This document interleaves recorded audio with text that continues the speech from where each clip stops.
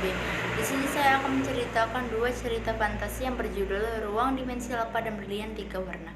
Pertama-tama, saya akan menceritakan cerita Ruang Dimensi Alpha terlebih dahulu. Berawal dari teriakan Erza, "Kau harus membawanya kembali!" Erza berteriak kalang kabut. Aku gugup, bingung, tak tahu apa yang harus aku perbuat. Sedangkan manusia dengan wajah setengah kera itu memandang sekeliling. Manusia purba itu menemukanku ketika aku memasuki dimensi alfa. Tanpa ku sadari, ia mengikutiku. Manusia purba itu akan mati jika tidak dikembalikan dalam waktu 12 jam. Aku harus membawa dia kembali, teriakku. Reza menghempaskan tubuhnya pada meja kontrol di laboratorium dengan kesal. Ardi berteriak lantang, "Jangan main-main, Don." Ardi menatapku dengan tajam. Padahal Erza tercekat. "Aku tahu, kita tinggal punya waktu 8 jam. Aku terus berusaha meyakinkan sahabat-sahabatku. Jika kamu mengembalikan manusia purba melebihi 8 jam, berarti tamat riwayatmu." Kembali Erza dan Ardi menatapku dengan tajam. Aku mengotak-atik komputer luminaku dengan cepat. Aku memutuskan untuk tetap mengembalikan manusia purba itu. Sistem oke. Manusia purba itu harus hidup. Setiap makhluk berhak hidup. Aku yang membawanya, aku juga yang harus mengembalikannya.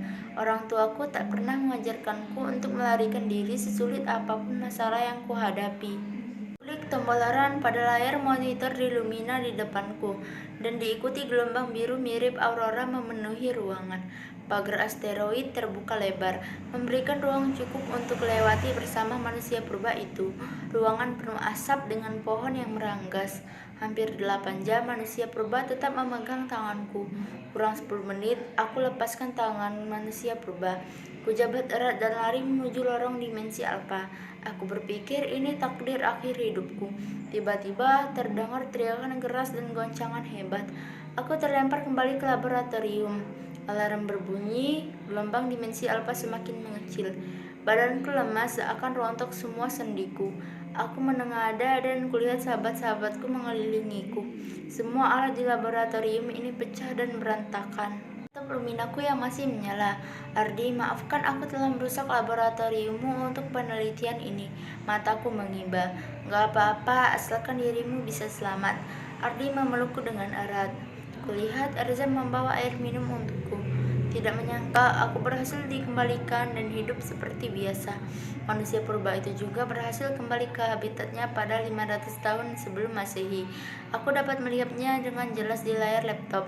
Manusia purba itu tersenyum sambil melambaikan tangannya kepadaku. Beralih ke cerita fantasi yang kedua, yang berjudul Berlian Tiga Warna. Berawal dari Anika yang menemukan 3 kotak berwarna ungu, biru, dan kuning di kamar ibunya.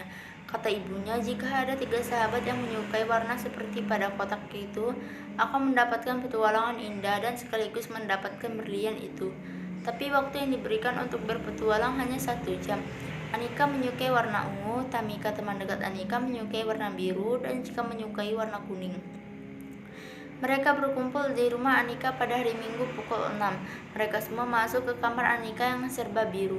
Mereka membuka kotak yang sesuai dengan warna kesukaan mereka. 5 detik kemudian mereka terlempar di gerbang sebuah kerajaan. Mereka terkejut karena di hadapannya berdiri seorang ratu yang seluruh tubuhnya dihiasi berlian. Sang ratu meminta mereka menyelamatkan putrinya, Candy, yang tertidur sejak 2 tahun yang lalu dikarenakan ia memakai 3 kalung berlian sekaligus. Cika dan Tamika memprotes bersamaan karena mereka berdua membayangkan seakan-akan bersenang dalam petualangannya. Tetapi Anika bersikeras menolong putri, dan mereka pun menolong putri. Sang ratu sangat senang dan memberikan mereka tas yang berisi berlian. Tamika dan Cika ingin membawa tas tersebut, tetapi karena waktu tinggal 15 menit, Anika meminta mereka meninggalkan tas itu dan kembali lagi ke kamar Anika dengan selamat, dan persahabatan mereka semakin erat. Sekian dari saya, terima kasih.